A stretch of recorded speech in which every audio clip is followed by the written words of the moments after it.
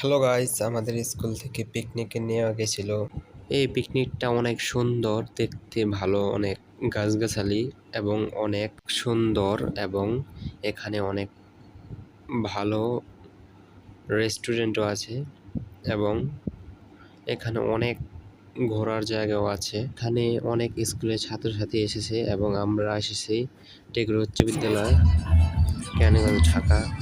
এখানে এসে অনেক ভালো লাগলো, তার জন্য একটু ভিডিও করলাম, একটু ঘুরলাম, দেখলাম ভালোই লাগলো। পার্কটাকে অনেক সুন্দর, অনেক সুন্দর পার্কটা, গাছগাছালি তো প্রকৃতি অনেক সুন্দর।